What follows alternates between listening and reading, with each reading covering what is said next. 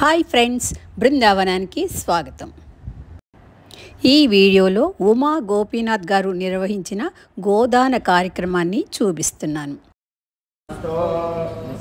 ఇదం ప్రత్యక్ష గోదానం సతాంబూలం సదక్షిణాకం నరసింహదక్షిత శర్మణే ప్రీత్యర్థం తత్పుత్రం నిఖిలేశ దీక్షిత శర్మణే బ్రాహ్మణాయ ఇదం దానం సదాంబూలం సదక్షిణాకం తుభ్యమహం సంప్రదదే నమమ ప్రతి గృహ్యతాం గృహ్ణామి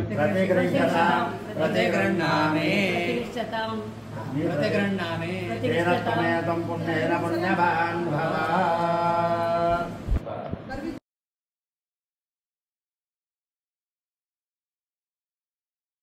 पार्वती पदे हर हर रमण गोविंद गोविंद स्वयंभू श्री वरसिद्धि विनायक भगवान की जय. बोल भवानी माता की जय. जगदम्ब विश्वपालिनी की जय. गो माता की जय. అన్ని దానాల్లో గోదానం విశిష్టమైనదిగా ధర్మశాస్త్రాలు చెబుతున్నాయి.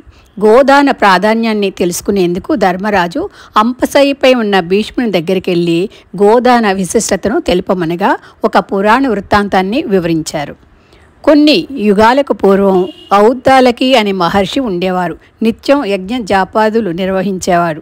ఓ రోజు తన కుమారుడైన నాచికేతుణ్ణి పిలిచి నదీ తీరంలో ఉన్న సమిదలు దర్భలను తీసుకురమ్మని ఆదేశించాడు. నదీ తీరానికి వెళ్ళిన నాచికేతునికి అవి కనిపించలేదు. నది పొంగడంతో అవి నదీ గర్భంలో కలిసిపోయాయి. తండ్రి దగ్గరకు వెళ్ళి విషయాన్ని తెలుపగా అప్పటికే ఆకలితో ఉన్న మహర్షి యజ్ఞ కార్యాన్ని పూర్తి చేయాలన్న నిశ్చయంతో ఉన్నాడు. కుమారుడు ఈ విషయాన్ని చెప్పడంతో పట్టరాని కోపంతో నాచికేతుని నరకానికి వెళ్ళమని శపించాడు. తండ్రి ఆజ్ఞను పాటిస్తున్నానని నాచికేతుడు కూలిపోయాడు. అతని ప్రాణాలు నరకానికి వెళ్ళిపోయాయి. తన తొందరపాటును తెలుసుకున్న ఔద్దాలకి ఆ రాత్రంతా రోధించాడు. సూర్యోదయ సమయానికి నాచికేతుని ప్రాణం తిరిగి వచ్చింది. పట్టరాని ఆనందంతో కుమారుని కౌగిలించుకుని రాత్రి ఏ లోకాలకు వెళ్ళింది చెప్పమని కోరాడు. నాచికేతుని ఆత్మ నరకానికి చేరుకునేసరికి అక్కడ యమధర్మరాజు స్వాగతం పలికాడు. ఔద్దాలకి మహర్షి నరకానికి వెళ్ళమని శాపం పెట్టాడే గాని చనిపోమ్మని శాపం ఇవ్వలేదు కనుక నాచికేతుణ్ణి యమధర్మరాజు అతిథిగా పరిగణించి అతిథి మర్యాదలు చేశాడు. తనకు పుణ్యలోకాలను చూపించమని యమధర్మరాజును కోరగా అతిథుల అభీష్టం నెరవేర్చడం తమ విధి అని పుణ్యలోకాలను చూపించాడు.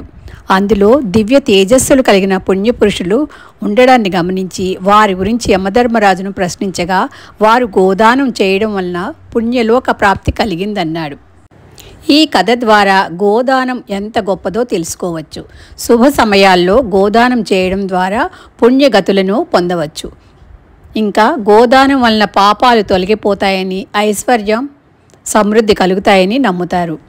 గోదానం చేసేవారు నియమాలు పాటిస్తూ పాలిచ్చే ఆవును దూడతో సహా దానం చేయాలి. ఇంత మంచి కార్యక్రమాన్ని నిర్వహించి దానిని మీ అందరికీ చూపించడానికి అనుమతించిన ఉమా గారికి మీ అందరి తరపున నా కృతజ్ఞతలు.